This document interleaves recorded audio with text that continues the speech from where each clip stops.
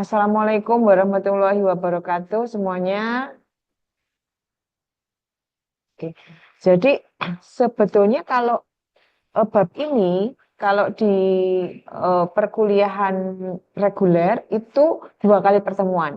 Jadi valuasi obligasi sendiri, valuasi saham sendiri, ya. Nah, karena ini saya gantiin pertemuan yang libur hari Jumat itu tanggal berapa ya kemarin? 18 kalau nggak salah ya. 18 itu eh, diganti nggak? Nggak usah ya. Langsung dua, dua bab ini ya, saya berikan nanti di pertemuan berikutnya juga 2 bab. Sehingga kita nggak perlu tambahan ya. Oke, untuk yang pertama ini eh, valuasi. Ya, pernah dengar istilah valuasi? Apa ya valuasi itu? Valuasi itu adalah menilai, ya, menilai sebuah eh, surat berharga dalam bentuk saham ataupun obligasi. Apa bedanya saham sama obligasi kemarin? Apa bedanya? Di pertemuan pertama kan sudah Bu Yuniar jelaskan ya. Lupa ya. Ibaratnya kalau ini adalah sebuah perusahaan, yang di rumah dengar nggak ya? Dengar, Dengar, Bu. Bu. Tapi papan tulisnya Oh, nggak kelihatan. oh, nah itu dia. Papan tulisnya nggak kelihatan. Dia kok nggak bisa ya Mas Ical. Oh ini sudah. Oke. Kelihatan ya? Jadi ini misalnya PTA. Kelihatan papan tulis? Tulisan di papan tulis? Kelihatan, Bu. Kelihatan ya? Misalnya ini adalah PTA. Dia ini butuh dana misalnya ya 2M misalnya. Maka apa yang bisa dia lakukan untuk bisa mendapatkan pendanaan 2M? Yang pertama adalah bisa dengan cara utang bank, ya kan? Nah, kedua adalah dia menerbitkan saham. Kemudian yang ketiga dia bisa menerbitkan obligasi. Kalau utang bank jelas, kita nggak punya duit, kemudian ngutang ke bank. Tapi bunganya biasanya adalah apa? Suku bunganya tinggi banget. Kalau saham bedanya sama obligasi, ini adalah surat utang. Artinya kalau dia menerbitkan lembar-lembar saham, lembar-lembar obligasi, maka dikatakan bahwa yang beli misalnya ya, yang beli anggap aja yang beli 2 gitu ya, 1M sama 1M gitu ya, si A sama si B. Maka ini artinya adalah saya punya surat utang kepada si A, 1M. Saya juga punya utang kepada si B, 1M. Ingat, obligasi adalah surat utang. Ya, sehingga kalau obligasi kita, saya punya 2 lembar, yang 1 lembar saya berikan kepada eh, apa namanya si A tadi, saya terima duit, dia terima kertas berupa obligasi, maka ini artinya saya punya utang ke A, saya punya utang ke B. Nah, bedanya lagi, kalau saya mendapatkan dana tidak dari obligasi, tapi saya mendapatkan dana dari menjual saham atau menerbitkan saham. Anggap saja 2M ya, butuhnya. Saya mengeluarkan 2. Ya, siapa yang membeli saham saya adalah si C dan si D misal. Maka ini artinya sama-sama 1M, di sini juga 1M. Maka ini artinya adalah si C punya penyertaan modal di perusahaan saya sebesar 1M. Si D juga punya penyertaan saham atau punya modal di perusahaan saya sebesar 1M. Sehingga kalau saham itu adalah menyertakan modal, kalau ini adalah kita yang berhutang. Pengen tahu bedanya orang dapat duit dapat dari ngutang sama dapat dari orang pengen invest ke kita. Sekilas sama-sama invest, ya sama-sama invest memang. Tapi bentuknya ini adalah utang. Kalau ini adalah dia invest, menyertakan modal. Ini adalah bukti kepemilikan, bukan bukti hutang. Maka dari sini bisa kita simpulkan bahwa kalau seseorang itu punya saham, si C sama si D tadi, C dan D punya saham 1M, ini juga 1M, ke perusahaan kita PTA, kok PTA ya? Jangan sama-sama A ya, PTX gitu aja ya kita ya. Maka ini berarti bahwa C dan D ya, ini adalah menyertakan modal. Artinya, kalau orang invest itu kan berarti boleh memanage, boleh apa lagi? Memanage,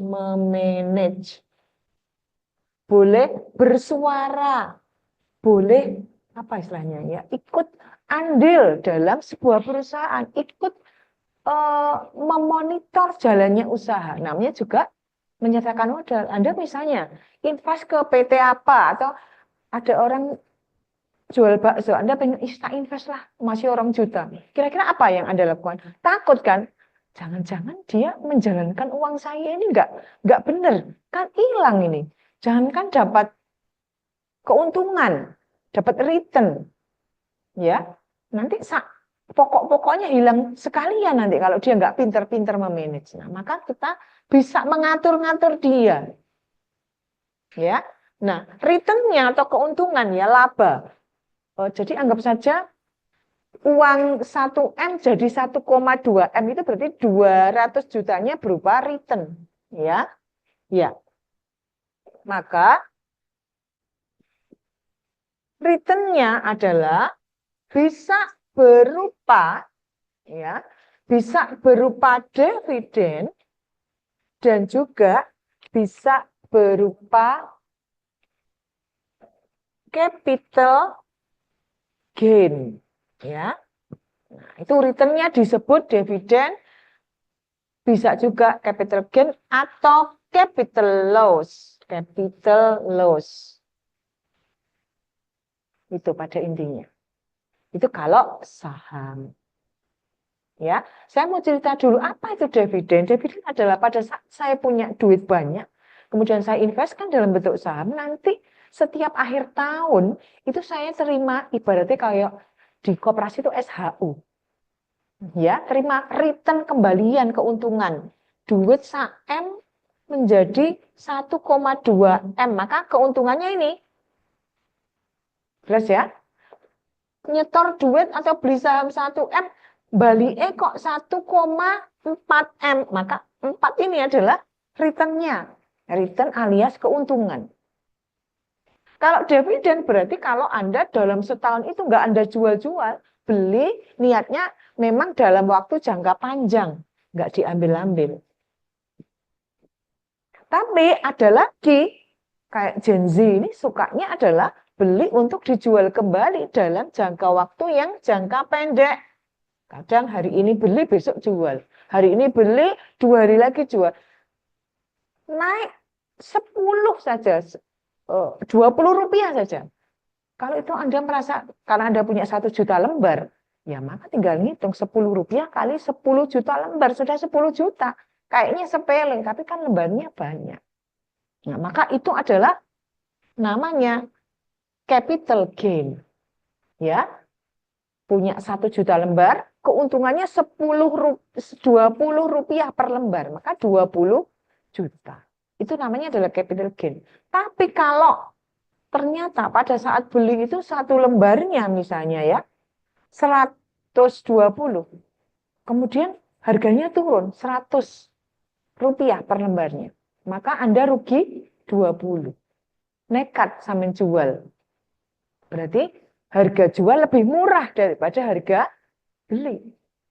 Itu namanya adalah capital loss. Karena Anda rugi. Nah sekarang Bu, ngapain Bu kok ada capital loss? Kan kalau kita tahu harganya turun, ya jangan dijual. Apa kira-kira? Kok ada orang, kok harga turun dari waktu, dia kok nggak bandingin ya? Waktu beli itu 120, sekarang harga saham si A gitu ya, saham X itu jadi turun 100 rupiah per lembar. Kok dia nekat jual? Kenapa kira-kira? Ada yang tahu? Ya? Apa? Panik. Panik. Iya, kenapa kok panik? Oh, tambah turun, tambah gejlok. Waduh, satu lembar 10 rupiah, belinya 120 rupiah per lembar. Maka kadang orang nekat. Kenapa kok dia nekat jual? Ya, padahal tahu harganya turun. Kan dia melihat harganya kok semakin turun. Ini perusahaan nggak bonafit. Ngapain kita beli saham perusahaan yang nggak bonafit? Masih yo agak apa namanya? Agak rugi, gak apa-apa daripada saya ruginya gak karu-karuan. Gitu ya. Maka itu, jadi paham ya, apa itu dividen, apa itu capital gain.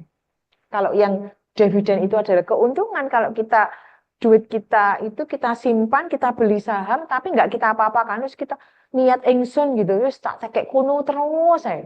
Nah maka ada juga orang-orang tua ya, yang nggak kuat kerja ya, dia ingin pendapatan pasif, kerja sudah nggak mampu, koko-koko ya, nah, kemudian dikasih duit sama anaknya, belikan saham. Maka setiap tahun dia terima banyak banget. Ya, tanpa kerja ya. Jadi hanya mengandalkan itu aja. Itu adalah merupakan passive income. Oke. Nah, return dari saham ini banyak banget ya. Ya. Jadi tapi resikonya juga gede. Ya. Intinya investasi itu cirinya adalah high risk, high return. Kalau resikonya gede, maka apa namanya? Returnnya juga tinggi. Returnnya tinggi, resikonya juga tinggi. Nah, sekarang saya mau cerita kalau ini saham ya. Saya mau cerita obligasi. Yang di rumah keterangan saya bisa dipahami ini. Jelas tulisan yang ada di whiteboard. Maaf, Bu, tidak terlihat. Loh lah, Bu. Piye ya, sebentar. Begini terlihat? Kurang ke atas, Bu. Kameranya, Kurang ke jadi cuma atas. bagian aja. Sebentar, agak.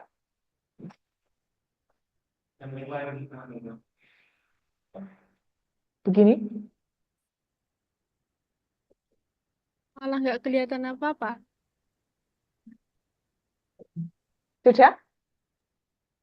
Kelihatan, cuma kalau di zoom dikit, bisa nggak? Zoom gini ya, L ya. Ya, Kelihatan? ya sudah kelihatan wajahnya Bu Yang Yuniar. ini kelihatan? Itu kayaknya kameranya ngikutin Bu Yuniar Oh, bergerak ngikutin deh. saya ya. Iya, betul. Kalau gini gimana? Nah, itu fokusnya ke papan tulis. Tapi Gimana? itu ngikutnya ke Bu Yuniar. Kalau Bu Yuniar, Oh, gini ya. ya Oh, ya wes. Berarti kalau saya menjelaskan harus di sini biar yang rumah juga kelihatan gitu ya. betul. Ya Tapi wes. yang di kelas kelihatan ya. Oh, kelihatan banget, jelas. Oke ya. Oke. Nggak apa-apa, wes. Nah, kalau obligasi nanti kita coba jelaskan lebih dalam di PPT ya. Kalau obligasi saya hanya meringkas saja. Kalau obligasi itu adalah tadi surat utang. Surat utang. Berarti siapa yang beli obligasi kita adalah A sama B. Ya kan? Ini berarti adalah 1M, 1M. Ini berarti adalah kita punya utang 1M ke A dan 1M ke B. Nah, kalau obligasi kita tidak boleh ikut-ikutan memonitor. Kan sama dengan kalau kita utang bank. Begitu kita utang bank misal, masa boleh kita masuk-masuk ke ruangan? Ya, aku tadi sudah ngasih duit lo ya, ngutang. Kamu ngasih duit ke aku. Kamu tak kasih apa namanya? Apa namanya? Surat obligasi. Nah, maka orang yang yang utang ya, maupun orang yang memberi duit tadi, yang beli obligasi itu tidak boleh moro-moro apa namanya? Ngatur-ngatur, ya. Tetapi kalau obligasi itu harus apa? Rutin membayar namanya bunga obligasi. Bunga obligasi atau sama dengan namanya kupon. Kupon atau kupon. Apa itu kupon? Adalah bunga obligasi. Contoh, saya beli obligasi sebuah perusahaan ini X ya. Nah, kemudian nilainya adalah bunganya adalah 1%. Kalau saya setor 10 juta misalnya ya, maka 10% dari 1 juta berapa? 1%. 100.000. Maka saya setiap bulan dikasih 100.000. Bulan berikutnya 100.000. Bulan berikutnya 100.000 lagi. Sampai habis, di terakhir uang saya 10 juta dikembalikan plus yang terakhir 100.000. Paham? Ini kalau misalnya PTX rodok rugi, nggak peduli. Pokoknya mana bunganya. Setiap bulan cemplung di tabungan kita. Setiap bulan cemplung di tabungan kita. PTX agak rugi-rugi sedikit loh Bu, ini gimana? Boleh nggak bunganya saya kurangi? Nggak mau. Ya, maka obligasi itu bunganya memang sedikit, return-nya kecil, tapi resikonya juga kecil. Kenapa? Karena masih terbayar. Perusahaan rugi nggak rugi, si investor pembeli kertas obligasi tadi nggak mau tahu. Jadi yang beli tadi siapa? AB ya. Suatu saat obligasi AB ya. AB beli obligasinya 1M. Ini juga 1M. Ada perjanjian. Kamu tak kasih bunga obligasi atau kupon 1% per bulan. Maka si A dan B cukup diam aja di rumah. Tahu-tahu 1% dari 1M nyemplung gitu ya. Bunga berikutnya 1% dari 1M cemplung terus. Ya, kelunting terus ya. Tapi X rugi, kadang suatu saat di bulan kelima misalnya agak labanya turun. Apakah boleh? Dia bilang, maaf obligasi, pemegang obligasi, ini saya agak rugi nih, sekian persen. Gimana kalau bunganya saya kurangi?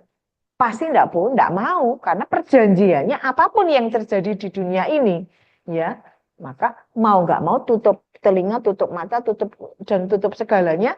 Pokoknya aku nggak mau tahu 1% per bulan itu janjimu. Jelas ya? Karena apa? Obligasi adalah surat utang. Ya, si penerima uang berarti yang utang perusahaan X ini nggak mau harus berkewajiban apapun kondisi keuangannya dia harus memberi kupon kepada si pembeli obligasi. Gitu ya. Nah, kalau saham gimana? Karena boleh cawe-cawe, suatu saat misalnya di sini ada rapat umum pemegang saham, suatu saat dia bilang, "Oh, saham kita ini laba kita ini turun, gimana ya enaknya ya? Gimana kalau dividen ini diturunkan?" Harus mau. Kenapa? Ikut memiliki. Bisa dirasakan bedanya. Bisa dirasakan bedanya. Itu sama dengan kalau Anda punya bisnis, Anda milih ngutangai ke bank atau jawel koncone. Ayo join karo aku. Enak mana kira-kira? Enak join. Kenapa? Kalau perusahaan Anda tuh berebut gitu ya. Maka teman Anda akan, iya gimana ya perusahaan kita ini kok gini ya? Ya wis gini aja, bagian sini rada cilikna ya. Ya wis. Apa istilahnya? Bisa diatur sesuai dengan kondisi perusahaan. Tapi kalau sudah kadung banter, labanya besar, yang Anda terima juga besar. Kalau ini, obligasi nggak bisa gitu. Si X untungnya besar, sudah ada perjanjian di awal, 1% tok loh ya. Meskipun keuntungannya dia nggak karu-karuan. Tapi karena sudah pertama adalah, kamu tak kasih 1% saja. Jelas ya? Ini ya. Oke, jadi itu adalah perbedaan pokok obligasi. Kenapa? Oh, gitu. Nah, ikuti aku lagi. Oke.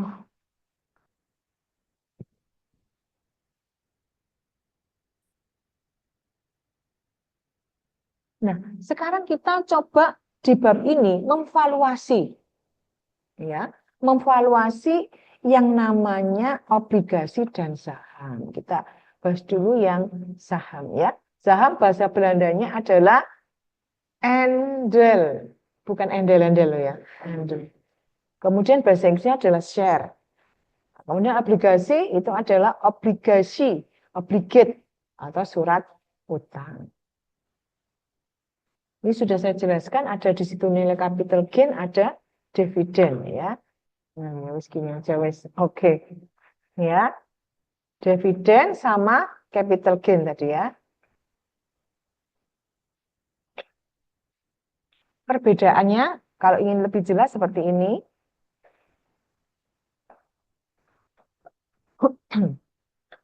Kemudian jenis saham. Menurut kemampuannya ada yang disebut dengan saham biasa. Ada juga yang disebut dengan saham preferen. Apa bedanya saham biasa sama saham preferen?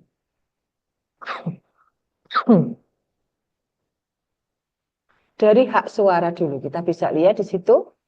Kalau saya punya saham biasa itu maka saya punya hak suara. Hak suara itu artinya satu lembar punya satu suara. Biasanya untuk apa ini hak suara? Untuk memilih apa contohnya? Komisaris ya. Kemudian untuk menentukan dividen itu diberikan setahun berapa kali. Ada yang satu kali, ada yang dua kali. Kalau saham preferen itu tidak punya hak suara. Ya, nggak punya hak untuk memilih. Kemudian hak atas dividen. Kalau saham biasa ini tidak, pemegang saham biasa tidak menerima dividen sampai pemegang saham preferen menerimanya. Jadi kalau masalah perdividenan yang didulukan adalah saham preferen, namanya saham istimewa. Ya, baru nanti adalah pemegang saham biasa. Kalau misalnya PTX ini nanti dibubarkan, maka yang dapat duluan siapa? Preferen atau biasa? Preferen, saham istimewa dulu yang didulukan. Sisa-sisanya adalah pemegang saham biasa. Itu tadi menurut apa? Kemampuan hak tagih atau ngeklaimnya. Sekarang cara pelarihannya, ada yang disebut dengan bearer stock. Apa itu bearer stock? Saham atas unjuk. Saham atas unjuk itu berarti saham yang tidak ada namanya. Siapapun yang menunjukkan saham itu maka dialah pemiliknya. Beda lagi yang kedua adalah saham atas nama atau register stock. Ada namanya. Pemilik yang tertera namanya di dalam lembar saham itu maka dialah pemilik saham. Kemudian menurut kinerjanya ada yang disebut dengan blue chip. Ada yang income stock, ada yang spekulatif stock. Apa bedanya? Sering dengar ya saham blue chip. Saham yang punya reputasi tinggi, paling banter, laris manis, ya. Contohnya apa? Apple, ya, Johnson & Johnson. Kenapa? Karena pendapatannya stabil dan pasti konsisten. Orang pasti berburu nih, cuman harganya pasti mahal. Kenapa? Karena returnnya juga menjanjikan. Kemudian income stock tadi pendapatannya lebih tinggi dan secara teratur membagikan dividen. Artinya tidak pernah dia tidak membagikan dividen. Apakah pernah perusahaan nggak ngasih dividen? Pernah. Pada saat misalnya pertama labanya turun. Biasanya dengan sukarela si pemegang saham ini tidak menerima dividen melalui sebuah rapat umum pemegang saham ditentukan.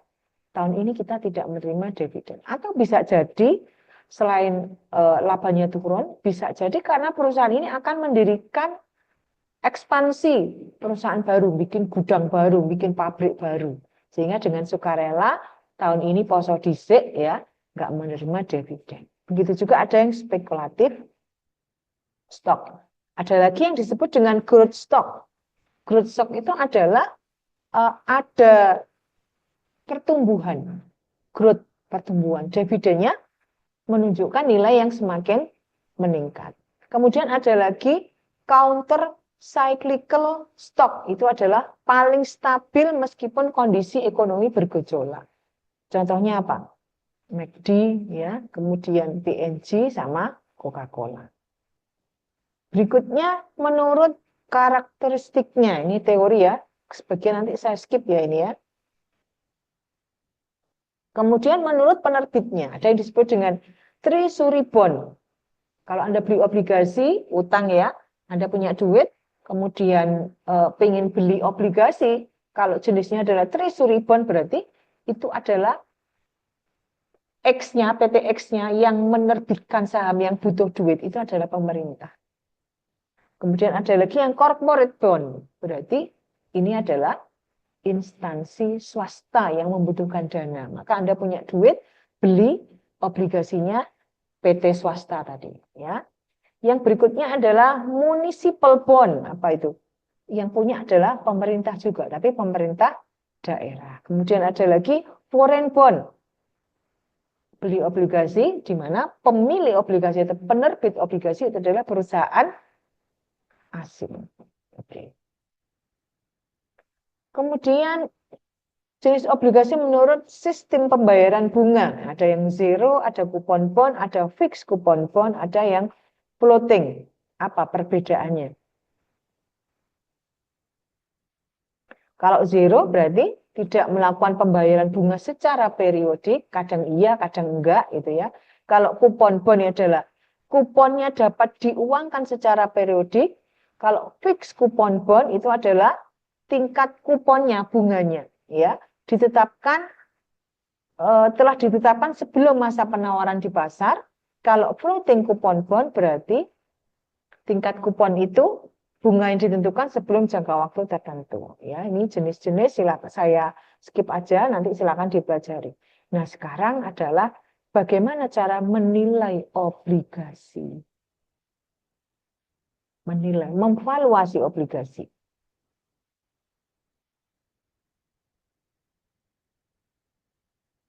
Kalau yang saham nanti setelah ini, sekarang kita mulai. Ada obligasi yang punya jatuh tempo, ada yang tidak punya jatuh tempo. Apa artinya ya?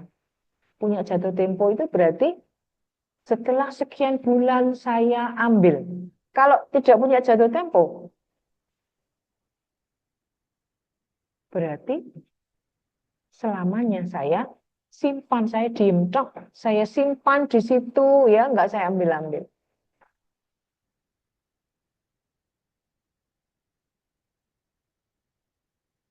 Oke, sekarang kita kalau sudah mulai di obligasi yang pertama ya, valuasi obligasi.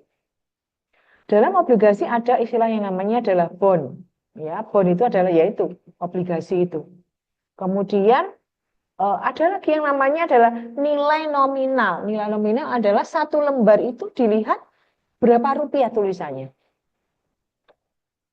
Ya, ada juga yang menyebutnya adalah par value. Ini jangan menurut saya lah, kok belok saya terus ya.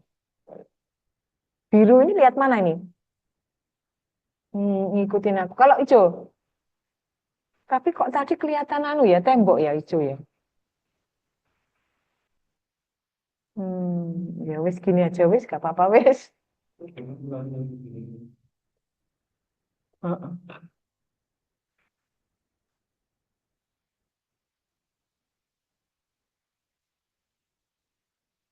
Gak apa-apa wis. Daripada kita ngurusi terus ya. Ya oke lah, kita lanjut ya. Oke. Tadi nilai nominal itu apa istilahnya? Par par value atau face value. Jadi nilai yang tertera di dalam lembar sahamnya, satu lembarnya misalnya 35.000. Ya, maka itu yang disebut dengan par value. Kemudian ada lagi yang disebut dengan kupon. Ya, kupon tadi apa? Kupon bunganya, ya. Bunga obligasi. Kemudian ada lagi yang disebut dengan tarif kupon atau simbolnya adalah R, kupon rate namanya, yaitu berapa persen, 1%, 2%. Ada lagi nih, maturity date itu adalah tanggal jatuh tempo. Jadi kalau saya tadi contohkan Januari, maka saya simpan 1 tahun, maka maturity date-nya adalah 31 Desember 2025. Kemudian ada lagi YTM. YTM itu adalah hasil sampai jatuh tempo. Artinya tingkat pengembalian atau hasil yang diharapkan pasar atas obligasi. Nanti kita coba latihan soal ya. biar kelihatan ini. Nah, ini yang jatuh tempo. Contohnya, ada kalau tidak punya jatuh tempo, bagaimana rumusnya? Itu adalah P0 sama dengan bunga dibagi R. Di mana P0-nya adalah nilai obligasi. Kemudian R-nya adalah tingkat suku bunga yang berlaku di pasar. Jadi kita itu kalau misalnya ya orang mau apa namanya? Kalau orang mau berinvestasi, kalau orang mau berinvestasi baik di obligasi maupun saham, maka dia pasti tengok-tengok apa? Pasar uang. Yang kemarin Bu Yuna sudah sebutkan apa bedanya pasar uang sama pasar modal, ya. Kalau pasar uang itu gampangannya wis lihat bank gitu ya. Produk-produk bank itu adalah pasar uang. Tapi kalau pasar modal itu lihatlah di Bursa Efek Indonesia. Kalau di Indonesia BI, ya. Itu yang terdiri dari apa? Obligasi dan saham. Kalau ini bank apa? Yo tabungan, yo deposito, yo giro, yo SBI, surat berharga Bank Indonesia. Ada lagi surat utang negara, SUN, ya. Nah, ini adalah produk-produk bank. Konotasinya adalah pasar uang. Sehingga kalau kita punya uang, pasti dari jauh gini. Ini apa ini ya? Gitu kan ya. Ini duit banyak nih. Tak simpan di mana nih? Itu atau itu? Ya. Kalau kita akan beli di sini, aku beli obligasi sekian lembar. Atau saya beli saham sekian lembar. Pasti ada yang ada di otak kita apa? Obligasi. Ini bunganya piro yo? Kan pasti gitu. Maka pasti kita juga akan membandingkan di sana. Yang di sana tuh yang sebelah grup sebelah berapa persen ya? Itu. Jadi membandingkan antara bunga yang ada di bank. Ada sebuah contoh di sini, Amin membeli obligasi nominal 1.000, kuponnya 10%. Obligasi loh ya, berarti pasar modal. Per tahun, tanpa jatuh tempo. Bila bunga di pasar saat ini, ya YTM itu adalah apa tadi? Yet to maturity. Sehingga kalau saya ngomong YTM itu adalah bunga bank, bunga saingannya. Jelas ya? Sebesar 12% tuh. Jadi kalau si pasar modal menjanjikan, oh bunga ini 10%. Ternyata setelah kita tengok-tengok di bank, YTM itu adalah 12%. Berapa nilai obligasinya? Bisa kita masukkan di dalam rumus ini. Sehingga bunganya per tahun adalah 10% kali 1.100. Nilai obligasinya berarti berapa nilai obligasi ini? Nilai obligasinya adalah cuma 833. Itu ya. Jadi ini memvaluasi obligasi. Sekarang kalau obligasi yang punya jatuh tempo. Wah, rumusnya kayak gini nih ya, panjang. Nilai obligasi C itu apa? Kupon yang dibayarkan setiap periode, berapa yang kita terima kali 1 min 1/1 plus R. R-nya apa? Suku bunga di pasar atau suku bunga bank. Ya, pangkat T, T-nya adalah jangka waktu sampai jatuh tempo itu berapa bulan. Dibagi R lagi, suku bunga di pasar. Ditambah F, F adalah nilai nominal obligasi. Dibagi 1 plus R. R-nya suku bunga di bank, kemudian di pangkat T. Contoh langsung ya. Kalau ada PT Global itu menerbitkan obligasi, jangka waktunya 9 tahun. Ya, dengan menerbitkan nominal 1 juta. Dan kupon yang dibayarkan adalah 80.000 kuponnya yang dia terima. Tetapi di pasar, di bank, itu suku bunganya adalah 8%. Sekarang nilai obligasinya itu berapa? Nah, kita masukkan ya, di rumus ini C-nya adalah Berapa kuponnya? 80.000 ini ya. Ini 80.000 ini ya. Kemudian T-nya berapa? T-nya waktu dari mana? 9 tahun ini ya. 9 tahun. R-nya berapa? Suku bunga di bank ya. Suku bunga saingannya di bank berapa? 8%. YTM-nya berapa? 8%. Berapa nilai obligasinya? Maka masukkan rumus di situ ya. Masukkan rumus, ternyata setelah masuk rumus di sini adalah 499.751. Sehingga ini nilai sekarang tadi, nilai sekarang anuitas dari kupon obligasi itu ada yang ini masuknya ya.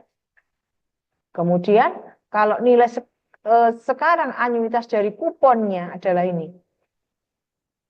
Maka masukkan rumusnya di sini sehingga nilai obligasinya adalah 1 juta. Ya. Sekarang kalau YTM-nya misalnya turun. Dalam contoh tadi kalau suku bunganya, ini coba kita bandingkan ya. Tadi hasilnya karena YTM sama dengan suku bunga, sama dengan persentase kupon, maka nilainya adalah sama.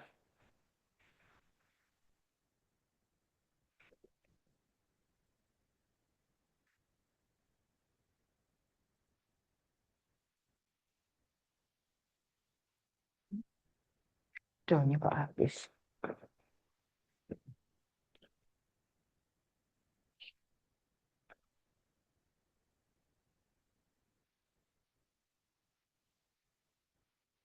Saya bagi menjadi beberapa kondisi ya.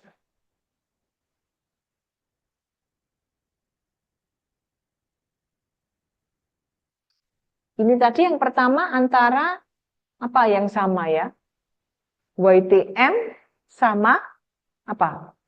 R-nya sama ya, sehingga nilainya adalah 1 juta. Nah, sekarang kalau anggap saja YTM-nya turun. Ya. YTM-nya turun. Lagi nanti ada sebuah soal kalau YTM-nya naik, bunga di bank naik. Itu nanti bagaimana modelnya? Nanti akan kita bisa bedakan, bisa kita rasakan di sini. Jadi yang pertama, apa yang akan kita cari, kita bandingkan di sini. Kalau kupon rate, persentase kupon. Di sini ada lagi YTM, persentase kupon, persentase YTM, persentase kupon, persentase YTM. Kalau kupon rate-nya itu adalah tetap dia 8%, 8%. Ada 3 kondisi ya. YTN-nya juga sama. Tapi di kasus kedua ini turun. 8 ke 6. Kemudian kalau ini naik berapa itu? Sampai 10%. Dari sini coba dipahami dulu. Maksud dari soal itu apa?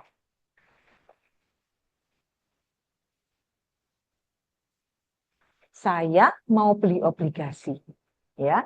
Sebuah obligasi itu mau saya beli.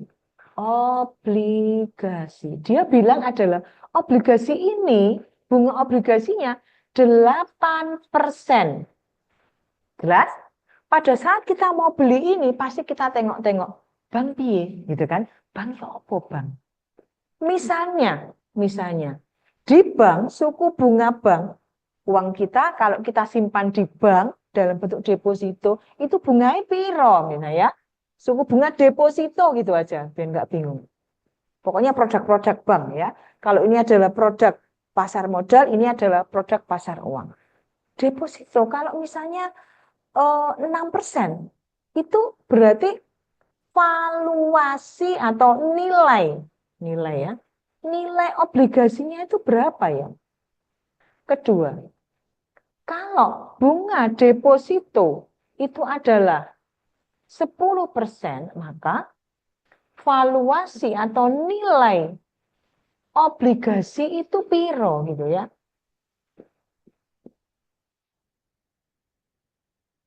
Sampai sini bisa dipahami nih. Paham ya? Kita mau cari apa gitu kan? Ada yang nggak ngerti maksudnya? Saya ulangi lagi, saya mau beli obligasi ini di pasar modal. Saya datang ke Bursa Efek. Saya tanya, obligasinya PT X piro bungane? Oh, 8%. Wah, cuan iki. Apik iki gitu kan ya. Tapi pasti saya akan membandingkan dengan saingannya dia. Di mana saya membandingkannya? Di pasar uang. Saya coba lihat di BCA. Ya, depositomu berapa bunganya? Oh, 6%. Langsung apa saya? Oh, mahal kono. Tak simpan di obligasi aja, tak belikan obligasi. Kenapa? Karena dia mau ngasih return 8% sampean. Tapi kalau duit saya tak simpan di deposito, maka cuma 6%. Paham? Kedua, itu kalau 6% loh ya, Bang. Kejadian kedua, kalau saya mau beli obligasi ini, terus kemudian saya tanya, berapa returnnya? Saya mau kok kasih berapa? 8%. Seneng. Tapi begitu saya tengok-tengok ke bank, saya tanya, kalau deposito, tak simpan duitku di deposito, berapa bunganya? Dia bilang 10%. Maka dalam kondisi yang seperti ini, berapa sih nilai obligasinya? Pasti tinggi obligasinya. Betul? Betul ya? Ini bisa saya pastikan nilai obligasinya tinggi. Kenapa? Obligasinya pasti tinggi. Kenapa? Karena deposito hanya 6%. Sono berani 8%. Tapi kondisinya ini, kira-kira nilai obligasi gimana ini? Rendah. Kenapa kok rendah? Kenapa kok rendah? Karena deposito berani ngasih 10%, obligasi cuman berani ngasih return kita 8%. Maka obligasi itu rendah nilainya. Kalah pamor. Ning kono luwih ngasih tinggi banget gitu ya. Nah, sekarang itu adalah pada pokoknya. Kita coba yang turun dulu ya, di mana bunga bank itu adalah 6%. Kita masukin rumus ya, rumusnya sama dengan yang tadi. Ini ketemu 591, kemudian yang ini ketemu 544. 591 ditambah dengan 544. Maka nilai obligasi itu adalah gimana? Tadi kan 1 juta. Kalau sama kan, kalau sama 8%, ini 8% pasti sama ya. Nah, kalau ini depositonya turun, maka lihat, nilai obligasinya nggak 1 juta, tapi 1.136. Bisa dipahami ya? Sekarang kalau YTM-nya naik, di mana bank itu berani memberikan bunga sampai 10%. Tapi kalau kita hanya beli lembar obligasi, dia hanya mampu ngasih kita 8%. Maka bisa ditebak nilai obligasi kita itu gimana? Valuasinya, satu lembar obligasi itu adalah piro nilainya? Cuman 884. Rendah. Kenapa? Suku bunganya lebih gede suku bunga di pasar, suku bunga bank. Maka orang nggak suka beli, waduh enggak, karena sedikit itu. Terus mandingan wani dek deposito ae, gitu ya. Oke, sehingga ini ada istilah yang namanya premium, ada istilahnya diskon. Jadi Kang premium tadi di mana bunga depositonya lebih rendah ya, cuma 6%, maka si A membayar beli tadi 1136 saat beli, sedangkan pada saat jatuh tempo nanti 9 tahun yang akan datang PT Global hanya mau membayar cuma 1 juta. Selisihnya ini. Jadi seolah-olah si A membayar selisihnya, premium. Yang B adalah justru sebaliknya, namanya bukan premium tapi diskon. Gitu ya. Sehingga apa hubungannya obligasi dengan YTM? Anda sudah bisa baca. Kalau YTM-nya turun, maka nilai obligasinya tinggi. Kalau YTM-nya naik, suku bunga di bank itu naik, maka bisa dipastikan valuasi atau nilai obligasi itu pasti turun. Nah, itu jawabannya. Aduh, wes ya. Itu sudah selesai, kita satu bab itu kalau di reguler. Sekarang kita bahas bagaimana menilai saham biasa. Saham ya sekarang ya. Sudah close ya? Iya. Gimana? Oh alah ya, tak pikir mau bertanya. Ya. Oke. Yang di rumah bisa dipahami ini? Oke. Bisa, Sekarang Bu. kita lanjutkan hari ini karena dua bab ya, maka bab kedua yang berikutnya adalah menilai saham. Sekarang yang Anda beli bukan obligasi, tetapi saham. Apa bedanya tadi sama obligasi? Kalau obligasi adalah surat utang, ya Anda nggak berhak memanage perusahaan, tempat Anda berinvestasi di situ ke PTX, nggak berhak. Tapi kalau saham, ini justru Anda karena surat bukti kepemilikan, bukan surat bukti utang. Ya. Nah, nanti yang kita bahas adalah saham tanpa pertumbuhan, saham dengan pertumbuhan konstan tetap, dan lagi ada saham dengan pertumbuhan yang berbeda. Kita bahas di sini.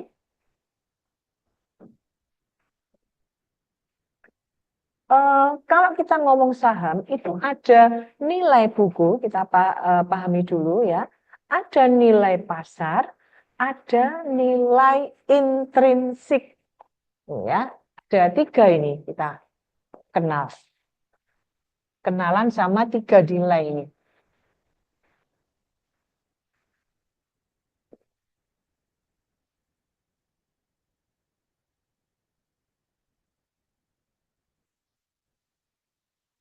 Yang disebut dengan nilai buku itu adalah nilai saham dihitung berdasarkan pembukuan perusahaan penerbit saham. Ya. Jadi tadi kalau misalnya ada PTX,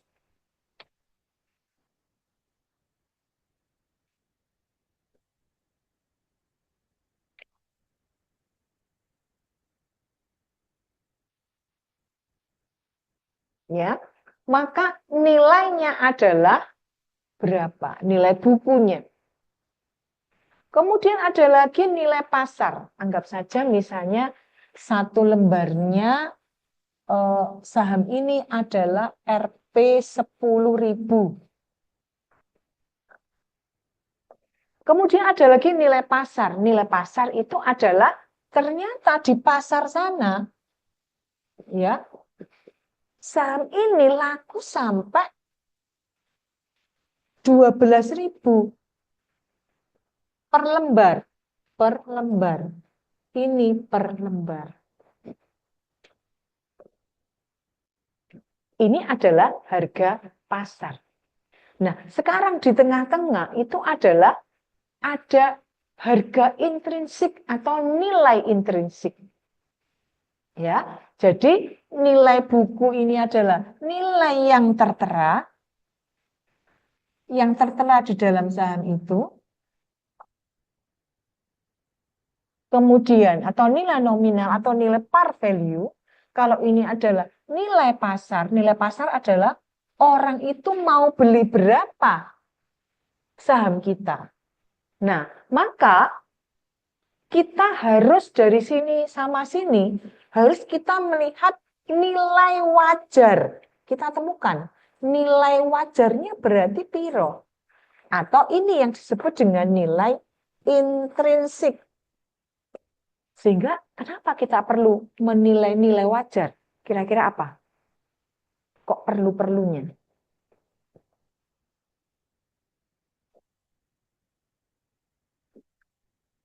Saya ulangi lagi. Nilai buku adalah nilai yang tertera di dalam saham itu. Gitu loh. Kayak duit, 100.000. Ini yang tertera adalah 10.000 per lembar.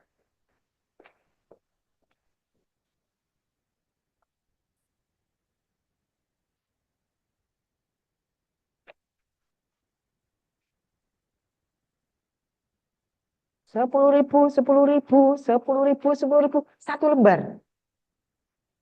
Berarti nilai yang tertera di sini. Guys ya. Ada lagi nilai pasar. Ternyata ada orang, tak belinya. Berapa kamu beli? Berani aku 12.000. Nah, maka 12.000 itu adalah nilai pasar. Karena orang mau beli. Loh, ini cuma 10.000 loh. Kok kamu beli mau-maunya 12.000? Ya karena ini PTX ini cuan banget. Saya lihat di majalah ekonomi itu dia cuan banget. Setiap tahun mesti ngasih dividen gede. Maka dia berani membeli 12.000. Masih yo, tulisannya jelas 10.000. Nah, ya. Maka kalau ada orang mau beli, orang ketiga tahu-tahu nimbrung di percakapan orang-orang itu. Berarti 10.000 itu 12.000. Berarti nilai wajarnya berapa ya? Karena saya takut. Takut apa? Kelarangan. Atau kalau saya mau jual, itu ada iki kelarangan atau kemurahan. Gitu ya. Maka kita perlu menghitung namanya adalah nilai intrinsik. Paham ya? Kalau kondisinya kayak gini, kemudian saya misalnya nilai wajar melalui sebuah rumus ini. Ya. Kita bisa cari nilai intrinsik itu dengan rumus panjang. Nanti setelah pesan-pesan berikut ini. Ya, rumusnya ya. Nah, kalau misalnya ada orang, ya, kita temui setelah rumusnya ternyata kita temukan nilai wajarnya adalah 11.000 misal. Setelah melalui rumus ditemukanlah nilai intrinsiknya adalah 11.000. Berarti kalau ada orang beli 12.000 di pasar tadi, orang nekat tadi, maka nilai intrinsiknya lebih kecil daripada nilai pasar. Sehingga kalau di sini nilai wajarnya itu adalah berapa tadi? 11.000. Kemudian ada orang mau beli 12.000, maka kira-kira menurut Anda gimana? Kelarangan. Betul ya? Kenapa? Yang wajar sajanya cuman 11.000. Wes, kasus pertama. Dilala, Anda ketemu di sini intrinsiknya tadi berapa? 11.000. Ternyata di pasar orang beli cuma 10.500. Sehingga nilai intrinsiknya lebih besar daripada nilai pasar. Berarti kemurahan. Nah, itu loh gunanya. Kita ngitung nilai intrinsik ini kita mau beli kelarangan apa kemurahan. Paham ya? Itulah yang disebut dengan nilai intrinsiknya. Jadi kalau misalnya ini adalah intrinsiknya ini kemudian pasar ini adalah undervalue atau overvalue. Overvalue. Sakjanya dia nilai normanya sakmene, tapi orang-orang kok mau ya beli segini. Itu namanya nilai saham itu adalah overvalue. Sebaliknya nilai intrinsiknya 11.000, tapi orang-orang di pasar kok tega amat ya belinya nawar sampai 10.500. Ini disebut dengan undervalue. Itu gunanya. Ya.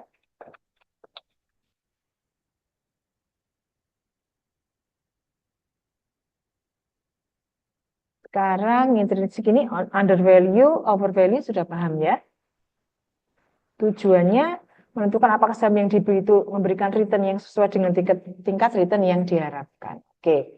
Pendekatannya Ini saya lewati langsung ke arus kas investasi saham. Ini aja, langsung saham tanpa pertumbuhan.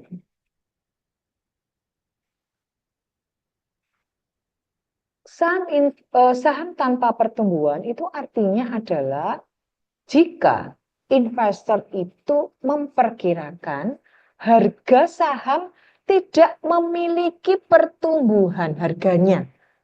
Artinya adalah growth-nya sama dengan 0. Ya, dan investor berencana untuk menahannya dalam jangka waktu yang tidak terbatas. Kenapa? Harganya podo, nggak berubah.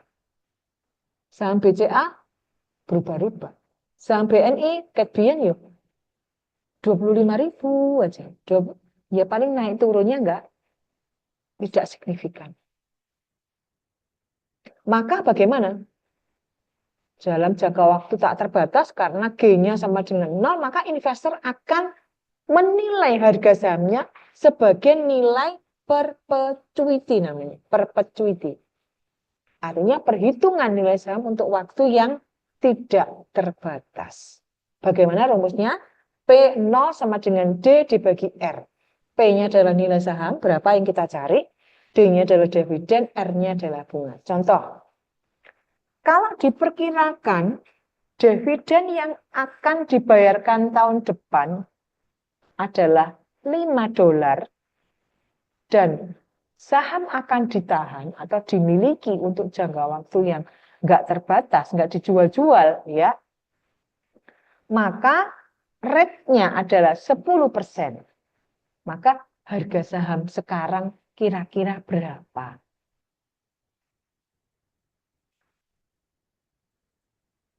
Masukin rumus, dividennya $5 dibagi dengan 10% atau 0,10. Maka nilai saham itu adalah $50. Gitu ya. Ini yang tanpa pertumbuhan. Sekarang kalau dengan pertumbuhan, berarti growth-nya ada, tidak 0. Rumusnya adalah begini. Bisa begini, atau begini, bisa begini, atau begini, atau begini. Ya, P0-nya adalah yang kita cari nilai sahamnya. D-nya adalah dividen. G-nya adalah growth-nya, pertumbuhan berapa. R-nya adalah tingkat pengembalian. Langsung contoh ya, aplikasi ke soal perhitungan rumus. Saham A diharapkan akan membagikan dividen $3 tahun depan. Dividen $3. Dividen diharapkan akan tumbuh sebesar, nih growth-nya ya, 10% per tahun. 10% per tahun. 10% kali 3. Berarti berapa tuh? Bila investor mengharapkan return-nya adalah 15%, perkiraan harga saham PTA ini berapa? Nilainya berapa? Masukin di rumus. P0 sama dengan D per R min G. 3 dibagi 0,15. Itu adalah R-nya, G-nya, growth-nya adalah 10%. Sama dengan berarti berapa nilai sahamnya adalah 60. Contoh 2. Investor B berharap dividen yang dibayarkan tahun depan itu adalah $3. Sama dengan soal yang tadi. Investor memperkirakan harga saham saat ini adalah $100. $100. Di sini tidak ada, di soal 1 nggak diketahui harga saham saat ini. Kalau yang soal 2 diketahui. Dengan tingkat pengembalian, return-nya adalah 12%. Kalau yang tadi return-nya berapa? 15%. Kalau ini 12%. Berapa growth-nya? Jadi kalau yang ini tadi kita disuruh mencari nilai sahamnya, kalau ini adalah suruh nyari G-nya. Ya, maka P0 sama dengan, masukin rumus matematika, silang gini ya, apa? Asosiatif ya namanya ya. Kalau ini ya, 100 dikali ini ke sini, ya kan? Ini ke sini, 100 kali ini sama dengan 3, betul ya? Kumulatif atau asosiatif? Namanya itu. Kalau ini caranya adalah 100 kali 0,12 sekian. Kenapa ini minus 100G? Karena 100 kali min G adalah min 100G sama dengan 3. G sama dengan berapa?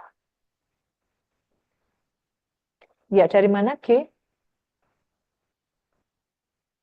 Ya, 100G sama dengan 3 min 12 gitu ya.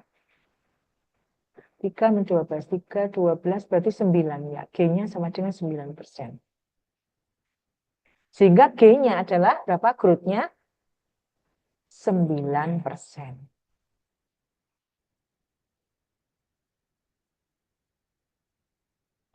Kemudian contoh berikutnya adalah kalau contoh perbandingan nilai saham tanpa pertumbuhan dan dengan pertumbuhan.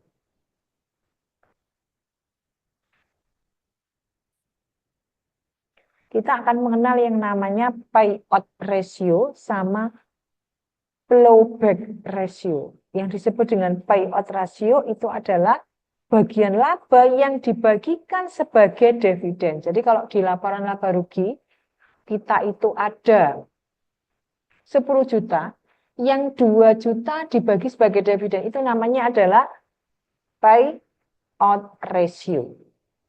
Kemudian ada plowback ratio, itu adalah bagian laba yang ditahan. Berarti yang 8 juta diambil lagi oleh perusahaan. Itu namanya adalah plowback ratio. Return growth-nya adalah ROE dikali plowback ratio. Contoh ya, langsung ya. PTC merencanakan untuk bayar dividen tahun depan sebesar bayar dividen $5. Investor memiliki expected return. Expected return apa itu?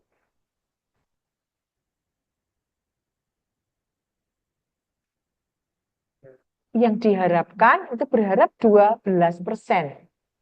Namun demikian, perusahaan punya alternatif untuk menanamkan kembali 40% dari labanya untuk memperoleh ROE, laba, ya, return on equity. Sudah Anda belajar di analisa rasio kemarin ya. Dari mana ini ROE?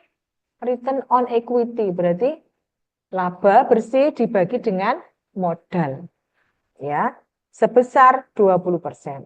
Berapa nilai saham sesudah keputusan reinvestasi itu? Kalau misalnya tanpa growth, maka Anda pakai rumus yang tadi ya, D1 min R min G.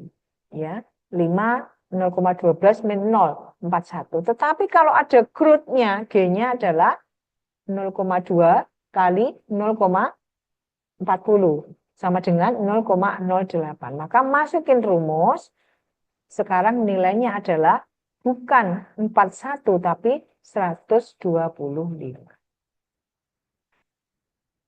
Sudah mumet? Oke, ini saya lewati. Nah, sekarang yang berikutnya. Kurang berapa ini ya? Oh, ada saham biasa, ada saham preferen masih ya. Yang pertumbuhan fluktuasi. Tadi apa? Tanpa growth, kemudian dengan growth. Kalau yang ini adalah naik turun. Contoh, rumusnya seperti ini. Ya, ini hanya beda di apa nih? Beda di pangkatnya, ya. PTD berencana membayar dividen 2 tahun mendatang $450 dan 475. Artinya di tahun pertama membayar 450, di tahun kedua 475. Tingkat returnnya berani ngasih 20%. Berdasarkan informasi harga pasar 2 tahun mendatang adalah $5.200. Maka tentukan harga yang layak bagi investor. Ya, ingat D1 adalah tahun pertama 450, tahun kedua 475, R-nya berani 20%, P-nya adalah harganya 5.200. Masukin rumus di sini. Ya, cuman 2 ya, karena tidak sampai D3. tahun ketiga maksudnya, dividen tahun ketiga, maka masukin rumus, ketemu 4.135. Sekarang pertanyaannya saya kembangkan. Misalnya ya, ada lagi PTE membayar dividen selama 5 periode. Loh. Kalau ini tadi kan cuma 2 tahun. Ini 5 tahun. Dengan pengembalian 20%. Returnnya berani ngasih 20%. Pembagian dividennya, kalau kita lihat di sini. Ini soal ya, 1.000, kemudian ini, ketiga enggak, 4, kelima. Coba lihat, fluktuasinya di mana kalau menurut Anda? Berfluktuasi enggak ini? Iya. Di tahun pertama ngasih dividen ini, tahun kedua ini, tahun ketiga enggak belas ya.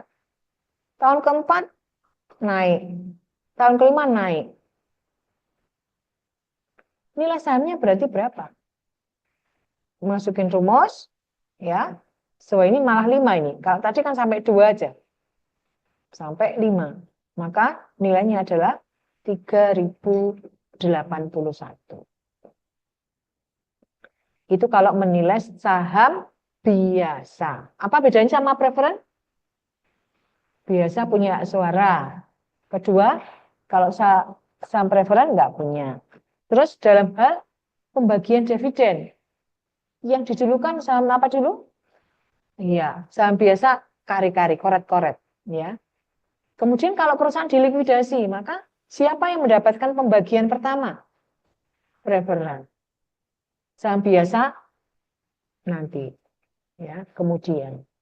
Itu saham biasa tadi kita bahas. Sekarang kalau saham preferen, nah ini. Saham istimewa adalah surat berharga yang dijual suatu perusahaan mempunyai nilai nominal di mana pemiliknya memperoleh pendapatan tetap dalam bentuk dividen. Karena preferen ini memang didulukan, maka mau nggak mau si saham preferen ini pasti menerima dividen. Jadi kalau saham preferen itu sifatnya karakteristiknya mirip dengan apa? Obligasi. Betul ya? Kalau obligasi tadi apa definisinya? Apapun yang terjadi, maka si investor akan menerima return atau kupon. Ya kan? Saham biasa belum tentu. Nah, kalau saham preferen ini dia akan menerima secara teratur dividen. Jadi agak-agak mirip dengan apa? Obligasi. Beberapa tahun yang lalu, PTE ini ngeluarin saham preferen. Harga nominalnya adalah 10.000. Dan membayar dividen $750. Bila tingkat bunga yang berlaku adalah 5%, berapa harga pasar saham saat ini? Di sini ada PP sama dengan DP dibagi R. PP-nya adalah nilai saham preferen sekarang. Kalau D-nya adalah DP, dividen. P-nya adalah preferen singkatannya. R-nya adalah tingkat keuntungan yang disyaratkan pasar. Berarti saham R ini adalah apa ini?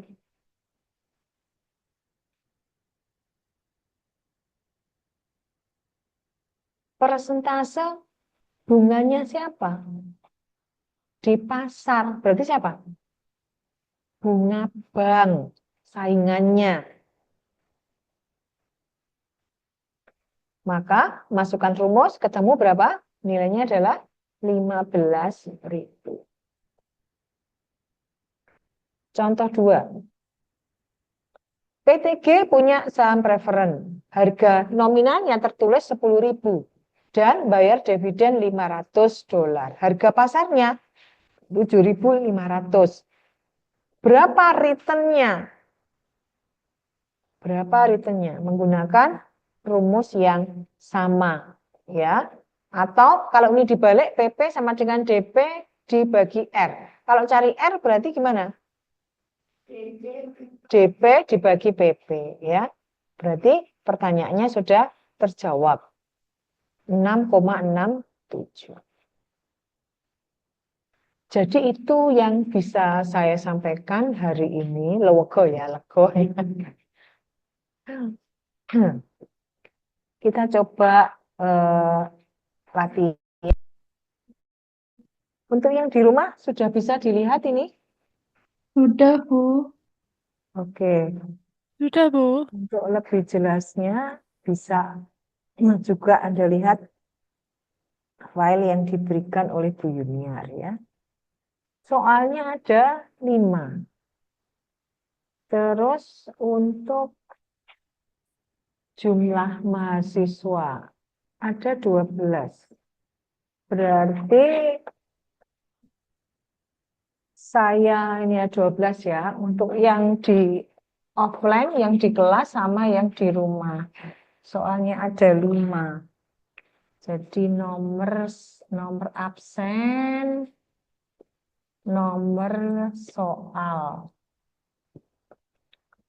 Absen 1, mengerjakan nomor 1. 2, 3, 4, 5, 6, 7, 8, 9, 10, 11, 12. Nomor 2, 3, 4, 5. Balik lagi 1, 2, 3, 4, 5. 1, 2. Ini absen yang di kelas. Untuk nomor absen yang di rumah, 1, 2, 3, 4, 5. Silakan. Paham ya maksudnya ya? Nomor berapa? Jadi Yang di share screen itu nomor absen, bukan soalnya. Jadi yang online ini ngerjakan yang mana, Bu? ini untuk ya, ini absen yang offline, off. Ini yang on. Ya, kan paling jumlahnya maksimal 5 ya. Sehingga saya tunjukkan apa enggak ya nomornya ya? Yang online sebentar. Online saya lihatkan.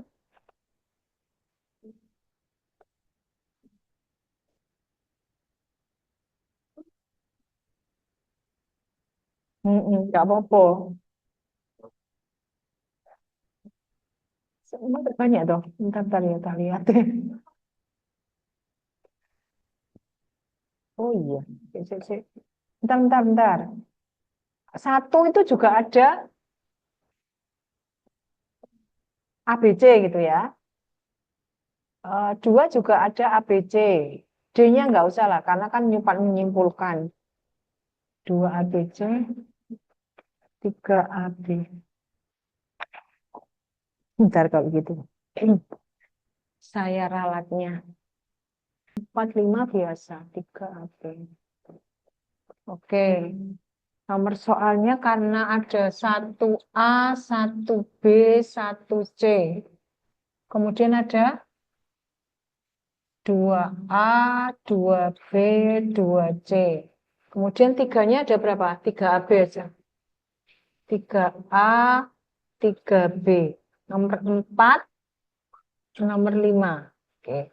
Nomor absen 1, 2, 3, 4, 5, 6, 7, 8, 9, 10. Nomor absen 11, balik meneh gitu ya. Balik lagi 1A.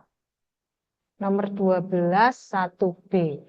Terus yang di rumah, 1, 2, 3, 4, 5.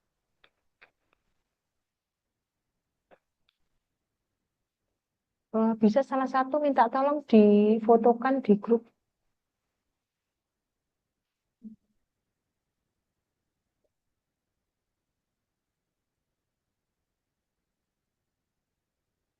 Yang di rumah mungkin ada pertanyaan? Mungkin lebih ke nomor yang dikerjakan ya, Bu. Itu di grup bisa dilihat. Oh ya, sudah, Bu. Ya. Sambil Anda mengerjakan, saya absen.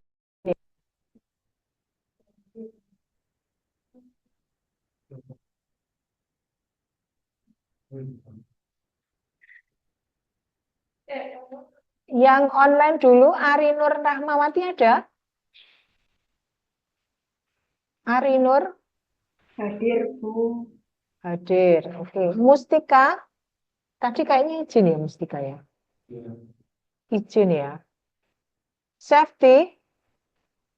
Bu, Safety ada. Sofi ada kayaknya. Bu. Trisna? Halo Trisna? Tris? Trisna ada?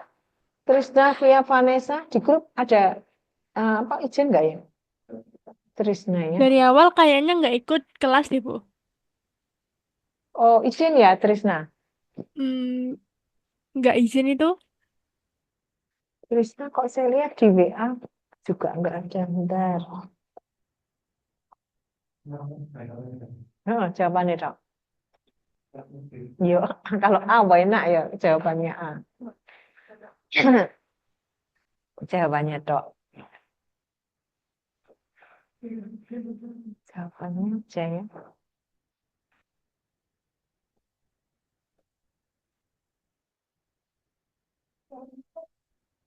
Jawabannya aja.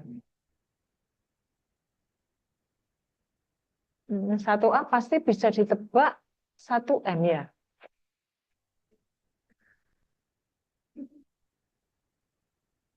Satu B, satu C. Kalau ya WTM-nya 8%, berarti nilainya tinggi ya. Yang satu C. Ya, silakan. Kalau 2B ya penak ya. Sama dengan nilai nominal.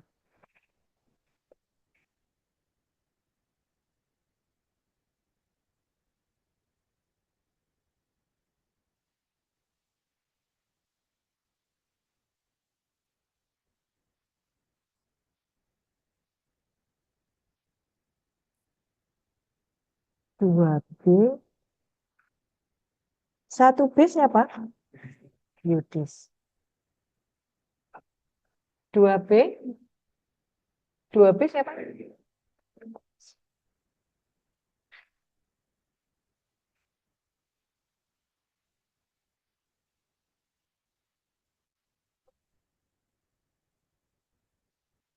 Satu A, satu M ya. Satu A, satu M.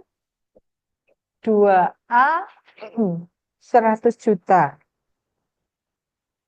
Yang belum satu C, dua C.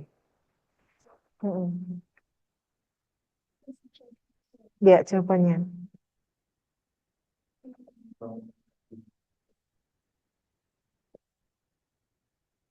Dua C namanya siapa, Mbak?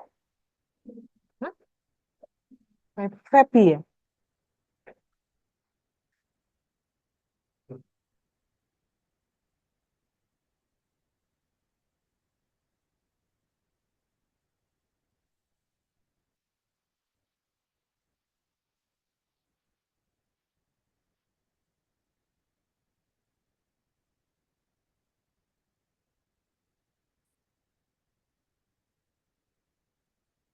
Dua C sudah. Satu C ada nyoba? Satu C. Atau yang nomor 5?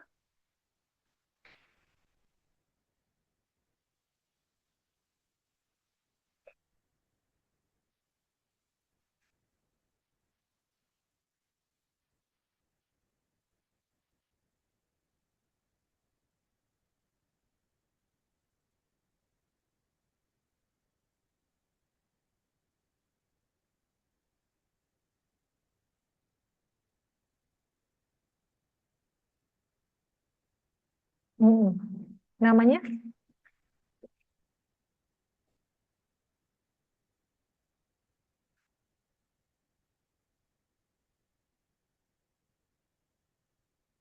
Nomor 5?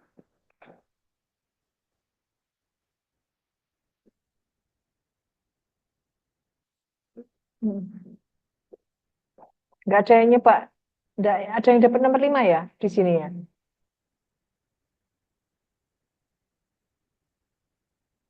Oke, berarti nomor 5 dibuat tugas di rumah ya. Siapa yang dapat nomor 5? Nggak ada.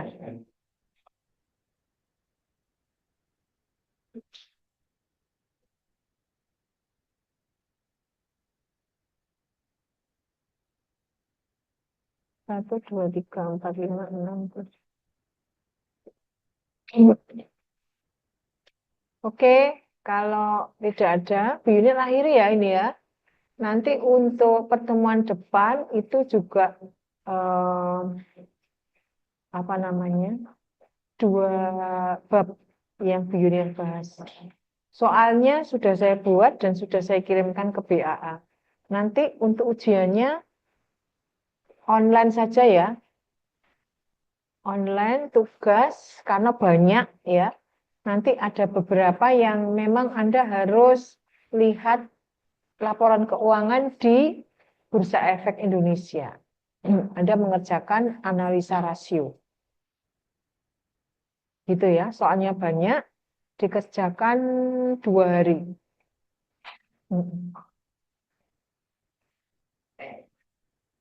Ya, jadi 2 hari setelah, misalnya sekarang UAS, 2 hari lagi harus dikumpulkan. Jumat, Sabtu, Minggu. Belum enggak online kan? Kemudian kita sudah lewat classroom ya. Kita sudah punya classroom kan ya? Jadi nanti soalnya saya kasih di classroom.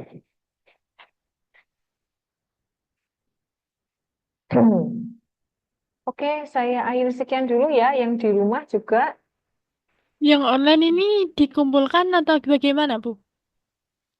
Yang latihan soal hari ini. dikumpulkan nanti sekalian di ini aja ya. Atau di apa namanya? Atau Emailnya Bu seperti Yuniar kemarin, ya. emailnya Bu Di Yuniar email ya. kemarin. Iya, Di email ya kemarin ya, minggu iya kemarin. kemarin di email. Ya wes di email aja. Ya. Oke, sekian dulu untuk pertemuan hari ini. Kita lanjutkan untuk pertemuan minggu depan. Langsung 2 bab ya tentang cost of capital sama teknik penganggaran modal. Oke, semuanya selamat malam. Wassalamualaikum warahmatullahi wabarakatuh. Waalaikumsalam warahmatullahi wabarakatuh. Terima kasih Bu Yuniar. Sama-sama.